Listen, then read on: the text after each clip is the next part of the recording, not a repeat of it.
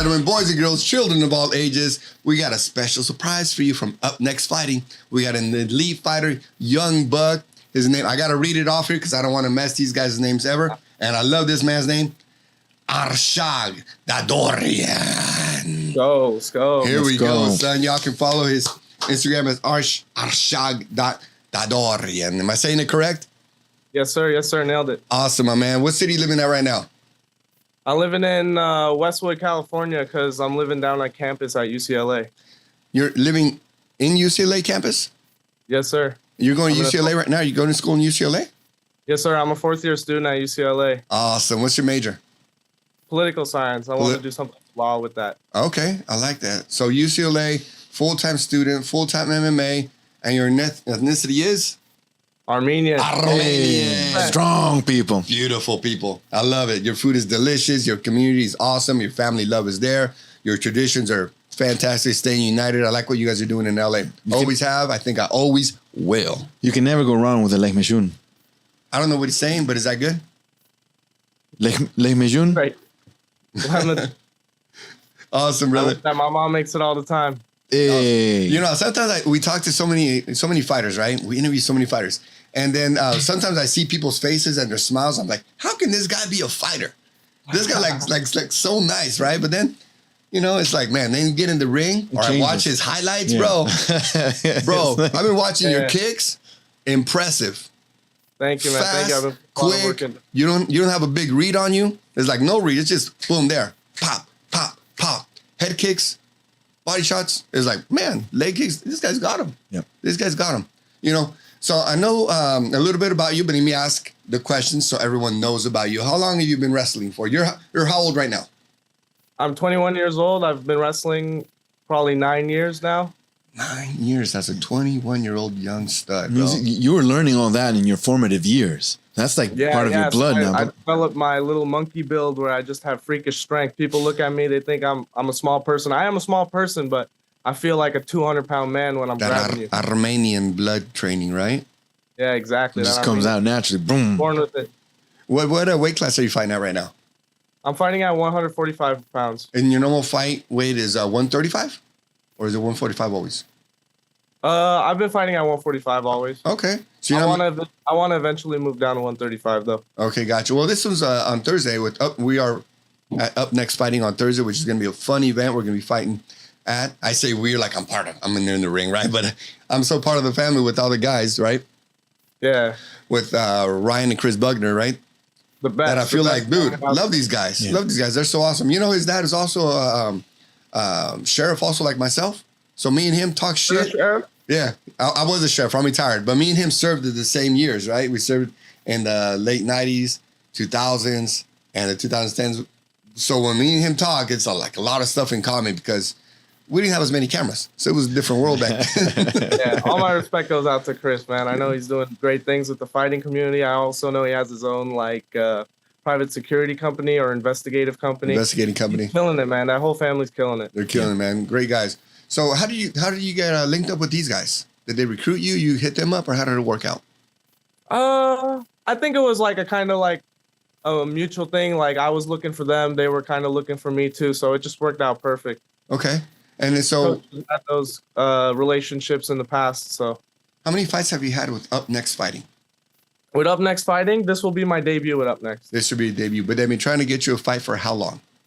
Man, like I'd say as long as they've been an organization. I believe it. So you're in you got a different situation going on with you because this doesn't happen too often.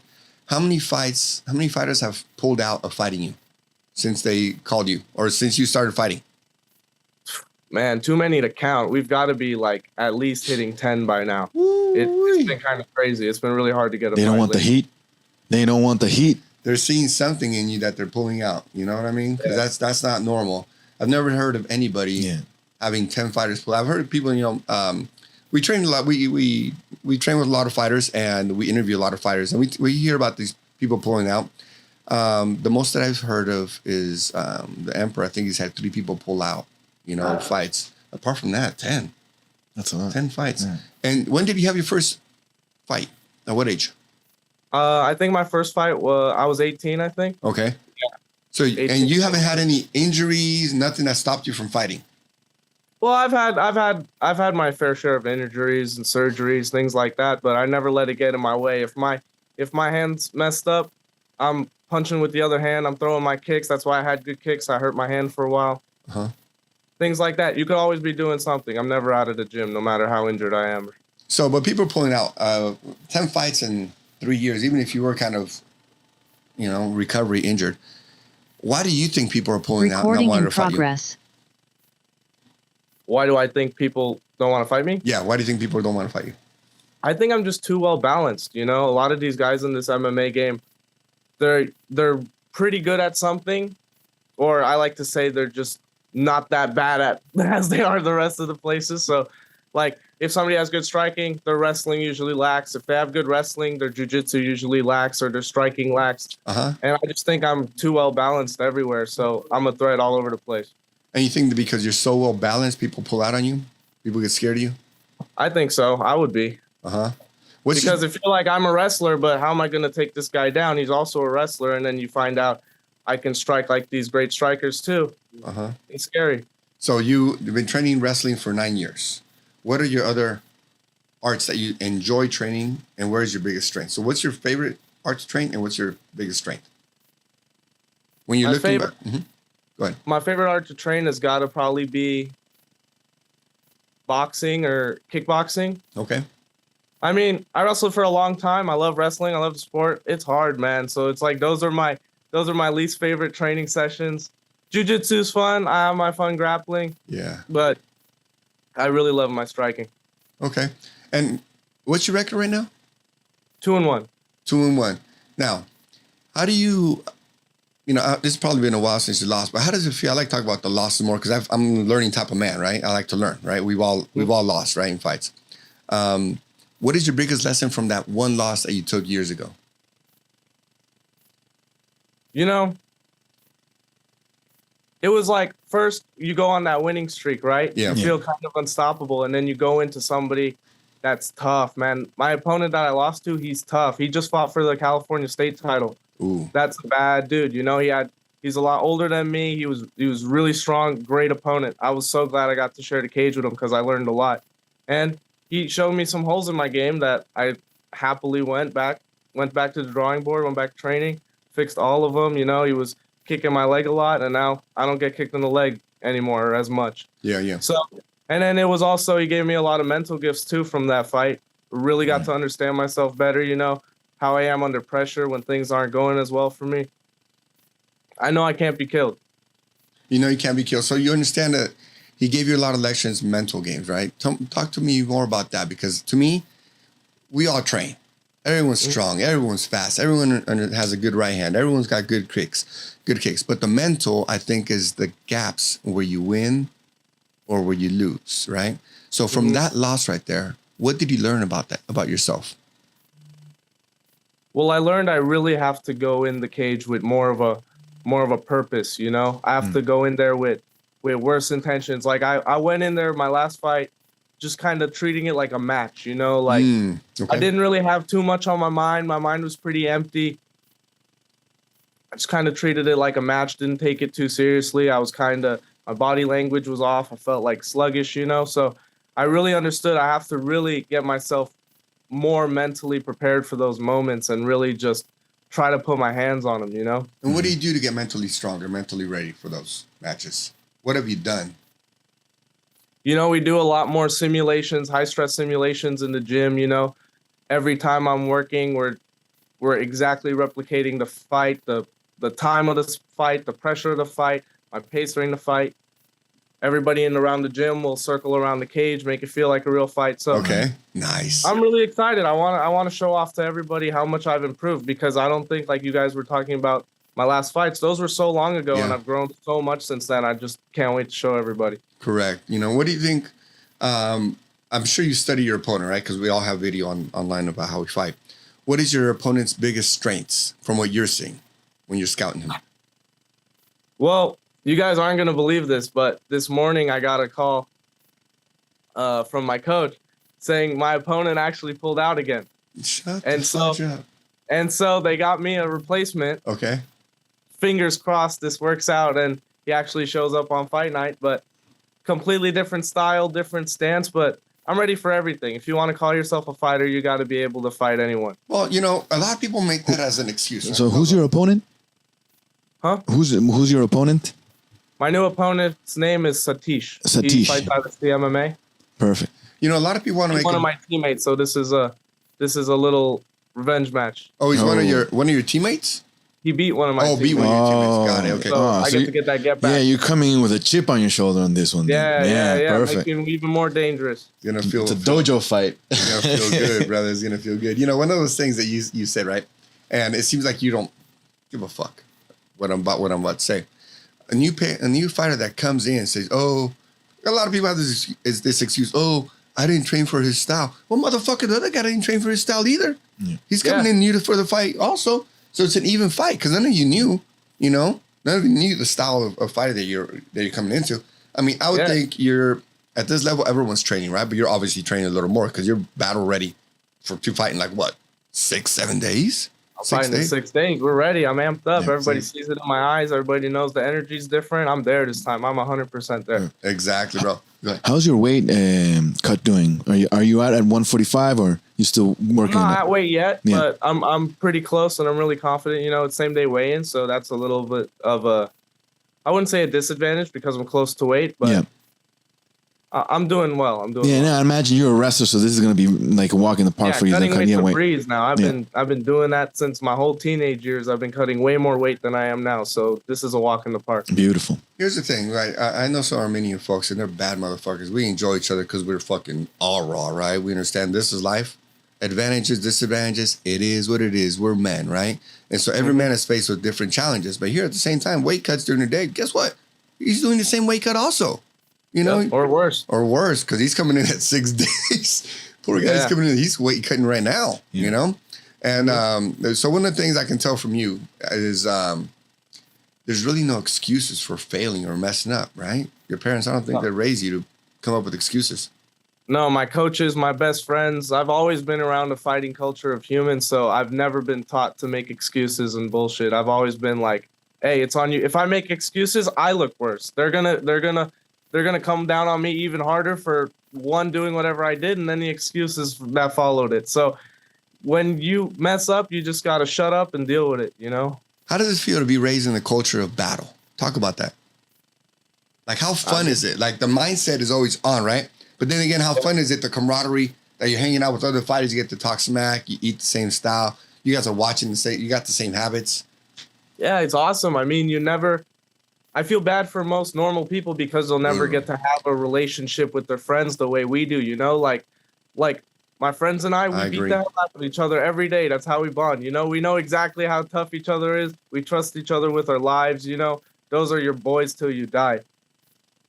And then when you go into the outside world, you go hang out. Like, I go to UCLA, and then I have to go around a whole bunch of non-fighters now. Softville. You don't go to UCLA. You go to Softville. Softville, yeah. Living in Softville. You know how out of place I feel, man? It's crazy. I can just imagine. Bro, we live in Silicon Valley. You think your shit is soft? Bro. Even worse. Bro, you wear a red hat over here. And it's like the sky is falling. Like you're the Antichrist. And you know my red hat? I wear it just to fuck with people, right? On my red hat, it says, I want everyone to do good. But it looks red, right? So everyone's like, once they give me that crazy look, I'm like, have you read my hat? I want everyone to do good in life. Or some shit that says something like that. But I fuck with people just on purpose, just to see what's wrong with these people's feelings, right? I'm like, man. And they can't take it. They can't take it, bro. These motherfuckers need to get punched in the face. Here's the thing. Yeah. Some people don't experience this, right? But let's go straight to the fight. Your last fight that you had, right? Talk a little bit about your emotion, the feeling. You've been training for so long, and finally you're in the ring, right? And I have two favorite questions. This is one of them. I'll ask you the other one later. You're in the ring. You do the walk. You take those 3 steps up to the ring. Ah, delicious. You're looking at your opponent in the ring, and you're like, yeah, this is lunch right here. And then, ring, ring. You engage. How good does that first point of contact feel? Whether it's a leg kick, a punch, a shoot for a takedown, whatever it is. How good does that first touch of death feel? it feels amazing. You know, that's when you're like, okay, we're doing this. Yeah. We're doing this. We're all the way in this. Okay. Look at the way he there's no- smiles, bro. I know. I mean, I just I'm love expecting it so smiles much. inside the cage as well. I'll be smiling all day inside the cage. Yeah. I never have more fun than My when that boy, goes- Yeah. my boy, pause that right there, and you're gonna keep going. These motherfuckers, this guy, when he's punching, he's smiling, and when I'm grappling, I'm smiling.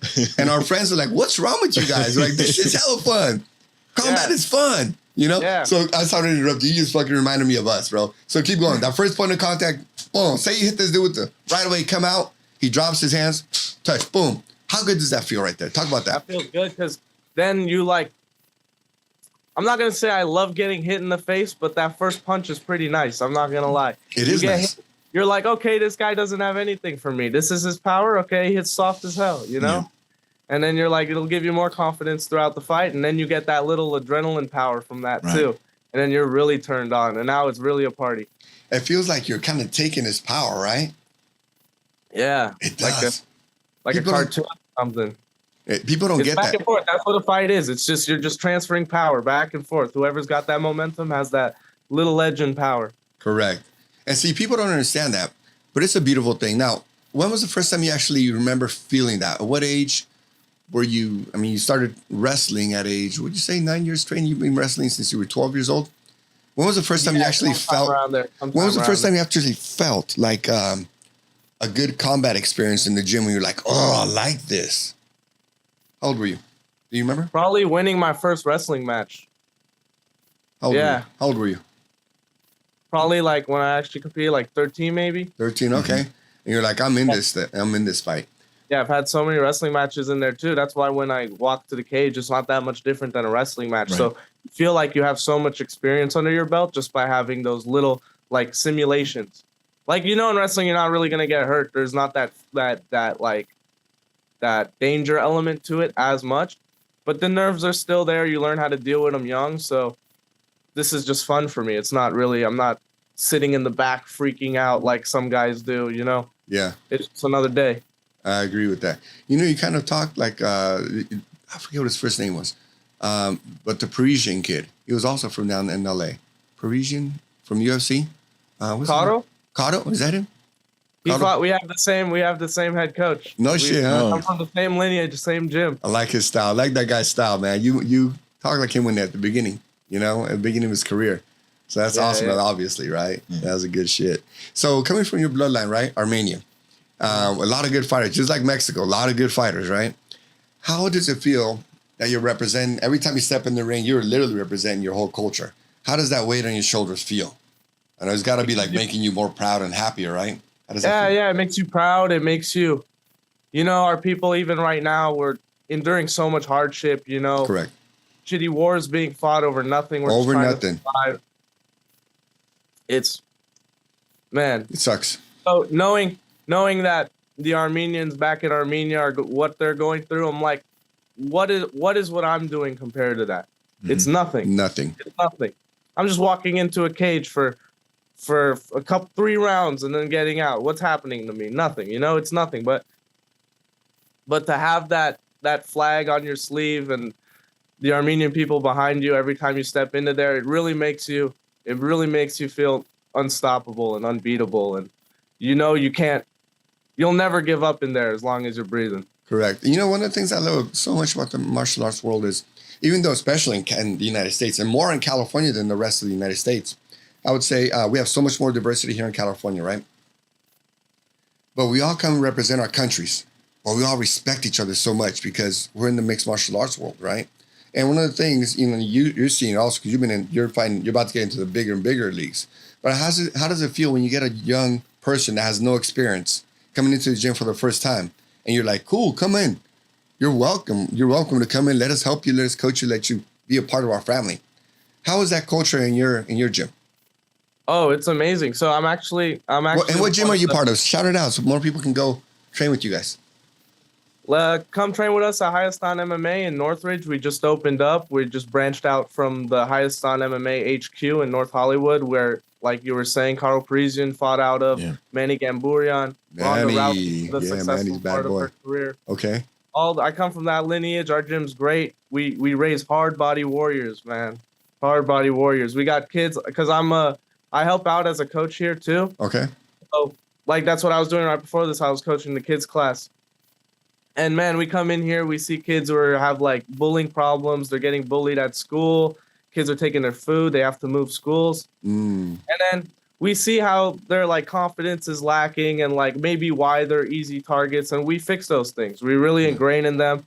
Like one of the things I really make a point is when I have kids who are struggling through a workout and they're going, I can't. Man, I get that out of them so quick. How do you do that? What do you say to them? What do you say to them? I say, don't ever say that around me. I can't. If you say I can't, I'm going to make you do so much worse of whatever you're doing right now. It's like push it to the limit. If I tell you to do 20 push-ups and you tell me I can't, you're doing 200 push-ups. And I'm going to really show you can by just standing over you while you do every single last rep of that until you prove to yourself that you could have done that and much more. Wow. So parents, take note of what this man is telling you. Parents, really take note of what this man is telling you. Yeah. He lived this young life. We live this young life, right? Of the mixed martial arts world. So parents, we're going to clip this up just for you guys so you guys can share it. Because this is very important for our young people. What you just said is so important. Kids are getting bullied. They don't know what to do. And not like we're trying to have people train these kids to be fighters, right? But to be able to protect themselves is very important, right? So these kids, let's talk about a little bit more about that because that's so important. So these young kids can come into Northridge, train with you and other professionals that have been training their whole lives, right? What do you want to tell these young parents or these parents of these young kids? What do you want to tell them? Man, I like that saying where being harmless isn't virtuous, but being capable of danger, like not capable of danger, but you always have that dog in you in your back pocket where if somebody does something wrong, somebody's threatening you, you know, you're not an easy target. Or you're so much so not an easy target that nobody will even mess with you. That's the real part behind martial arts, you know?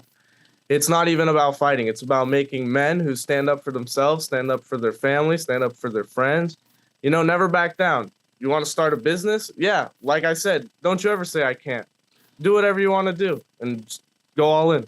Well, I agree. Here's a saying that I really enjoy, and I'm sure you've heard it.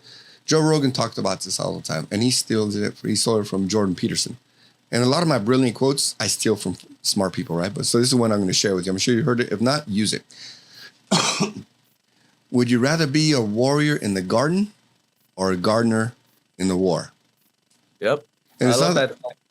It's not like we want to fight in the street, right? We're all capable fighters. But I know all three of us, and I'm sure your coach will say the same thing. I hope we never fight in the street. But if that shit ever happens, we have the tools to handle it, right? So for a lot of these young kids, and you can also include men, because there's a lot of men here in California, you know, it's a different type of culture that have never been in the dojo. So what would he tell those parents of the kids and those young men or any type of man that's never been in a dojo? What would you recommend first to the parents and then to the adult men?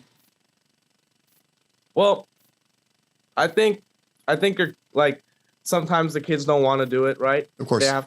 They have to be pushed into it. But I think the more they're kind of not so forced to do something, but the more they're encouraged to, hey, even if you don't like this, like it's important. You got to do it. Same thing, like it's like going to school, you know?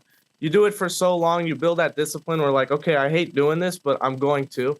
And then you're just getting better from that process too. It's in that case, you're building your discipline on its own too. You're not just building that I can do it. You know, you're also being like, okay, I can also do things I hate to do now. So yeah, everything you learn here follows you.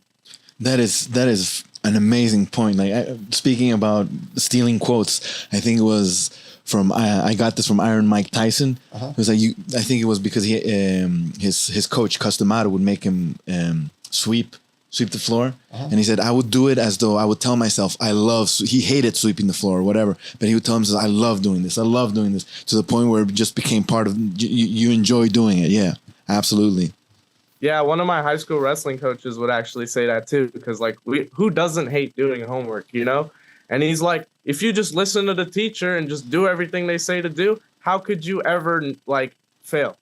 You can't. It's impossible. If you do everything you're supposed to do, failing is impossible. And he's like, just tell yourself you enjoy reading the book. Make it fun, you know? Mm-hmm. Make it a game with yourself. Correct. That's a good thing. So talk about your coaching in your gym, right? And how are they preparing you for this fight that's coming up on Thursday? And how excited are you for this new opponent now, right? Oh man, I'm hyped. Let's hope that he stays in the fight. Yeah, fingers crossed. I don't even care who's in front of me. I just want to fight. I want to get back in that cage. Yeah. Hear it slam shut. It locks. Name gets announced, and we're banging. We're throwing fists. We're throwing shins.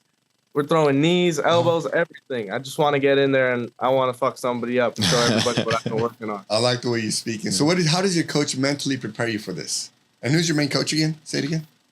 My main coach is David Roberts. He's one of the owners here at the new Highest on MMA in Northridge. He had a great career on his own, really successful. He's still undefeated MMA fighter. He fought for the previous Up Next owners too. Yeah, he's one of those people where he's not just a coach, he's also my mentor, you know. I hang out with him outside of the gym. He's like my big brother. He really is. I've never felt like he really feels like he's my blood big brother. That's how the relationship between us is. And outside of just teaching me how to fight, he teaches me all these little mental lessons like I've been like kind of preaching on here too. Yeah. You know, all these things he taught me. It's just he's really bulletproofed my mind, you know. Anything's possible. Just keep trying. Excellent. It's a longevity game. It's not a sprint. I was about to say, he's training you for the long run, right? Yeah. That mindset is going to last forever for whatever you do and whatever career you want to go with. Even if you don't want to continue fighting, everything I teach you is going to carry you into being a millionaire and something else. Correct. No, I totally have that belief. He's training you for life. Martial arts, a lot of people don't understand this. They think they're just training to punch, or kick, to grapple, to choke a motherfucker out. No, martial arts is training your mind for the rest of your life. Yep. You know, we have a huge edge on a lot of men. You know, Dana White says it, right? If you have, what does he say? He said it this summer, right? Like, there's so many sissies out there. I don't want to call anybody a pussy because I want to be polite. There's so many sissies out there, you know, so many sissies out there. And Dana White says, if you got a little bit of dog in you, I don't know the exact words. If you got a little bit, you're going to be able to beat a bunch of these sissies. And like you say, over and over again, it's a mindset, right? We got to train our mind to get out there. Any business now, it's just if you got a little bit of dog in you, you're going to have to be able to beat a lot of these little simps around here. So you're right when you talk about when people get their kids out there to train with you, how much is it developing their mind? I would say martial arts prepares kids more than actual school prepares them. Would you agree with me? Oh, 100%. 100%.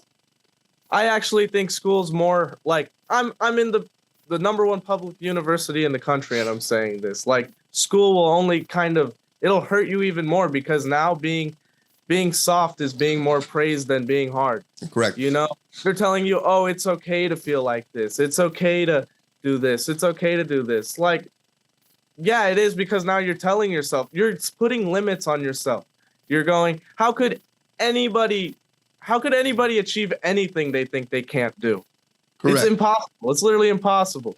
So it's like, if you only think you can do things, even if you actually can't, you're still going to try as if you can. And even then there's no failing because at least you tried. Bro, there is literally no failing because you're trying.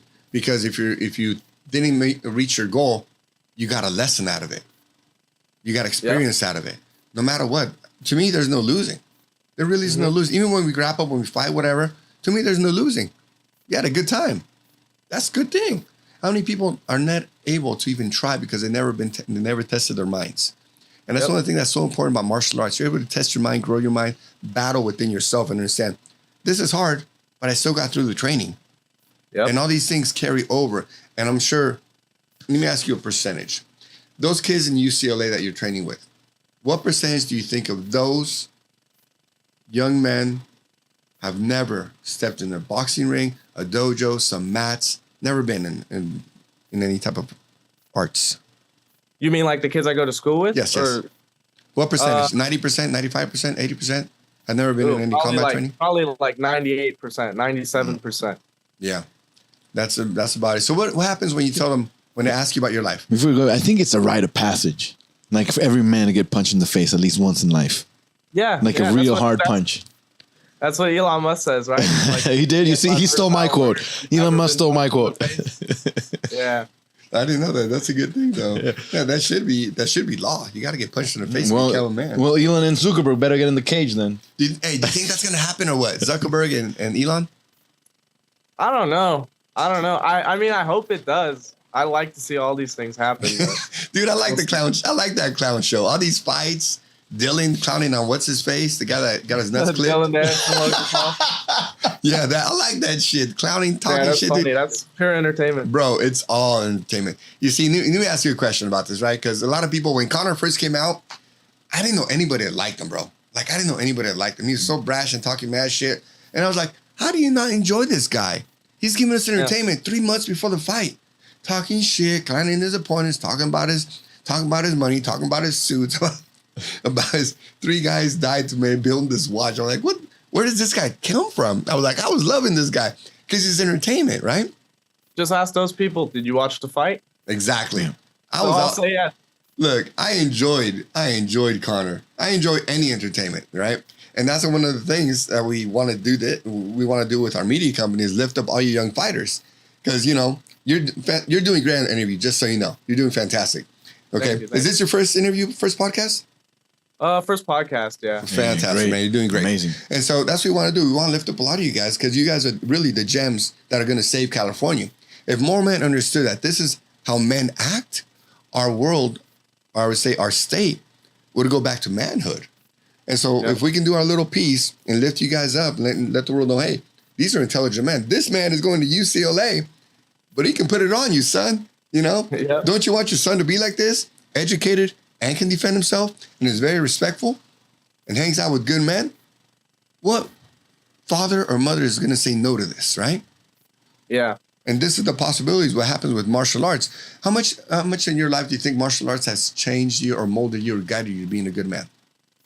Oh, it's like, if I could say more than 100%, I would, because growing up, I had the biggest attitude problems. I had anger issues for sure. I was always moody. I was the biggest piece of shit.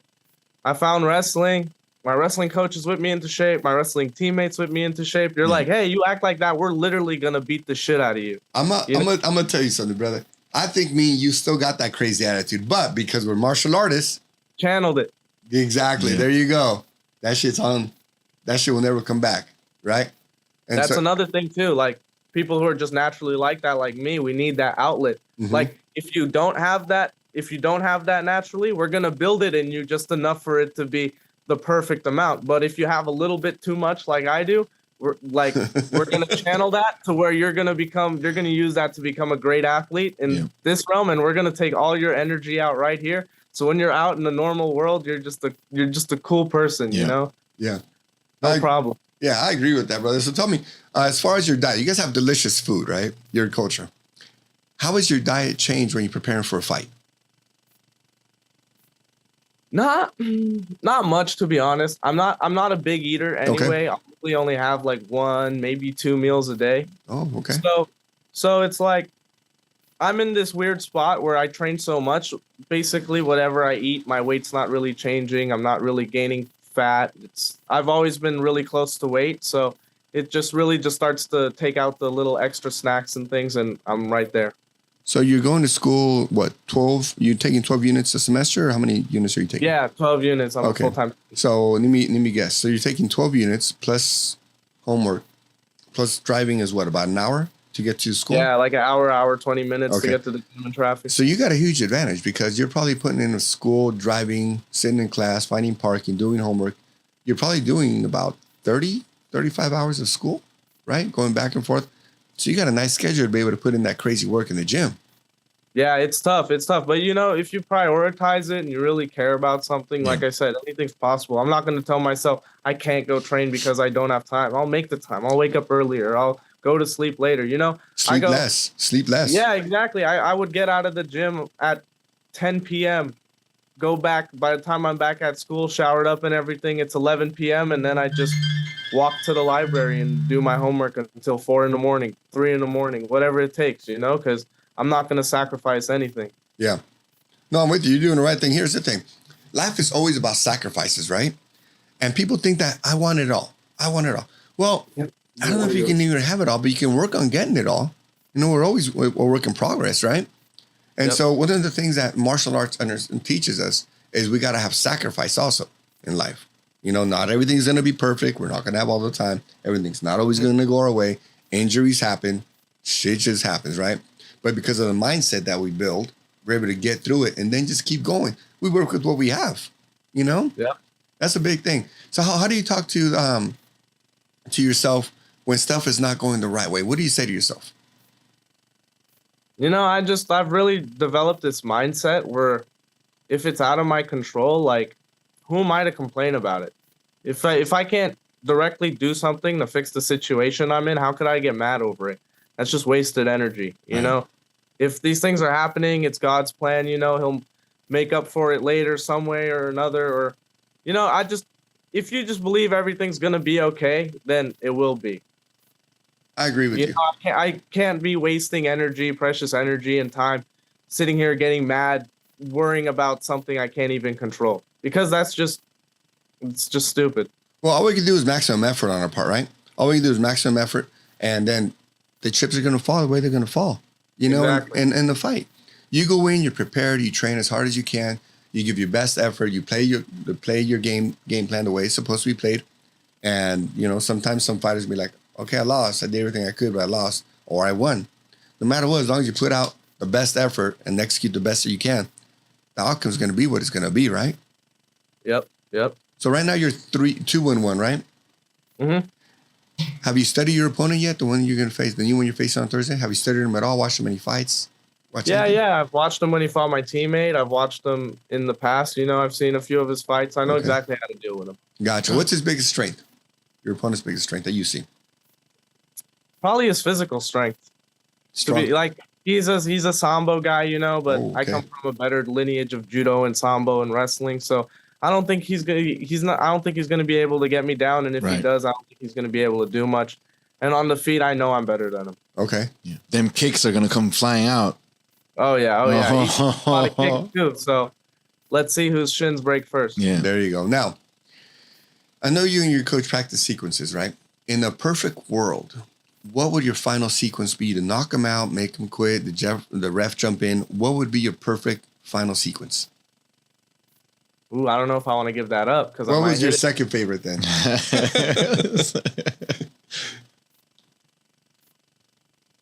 Man, it would have to be either an uppercut or a head kick. You called it or here. Both. Jab, uppercut, hook to the body, head at the kick, same time. You know? Boom. Yep. You know what I really enjoy? I enjoy your kicks to the calves. I enjoy those calf kicks, that shin kicks. The way your form is. I've added some better ones. Oh yeah. I've been watching you. I've been watching you, brother. Your form is clean, you, bro. Fantastic. Yeah. And so, personally, me, I would like to see the fight ended with one of those kicks. Oh, it will be. It will be. I like one of those. It's just such a different weapon. You know, the last few years that's come about, and I know Benson Henderson started it when he was still in the UFC about 7 years ago, right? He started using it, and I noticed it right away. I was like, "Ooh, that's a different type of kick, right? That's different." But it's been a lot more popular in the past 2 or 3 years, right? And that to me is probably my most. I don't want to say it's my favorite, but it's the newest way that I enjoy fights being finished.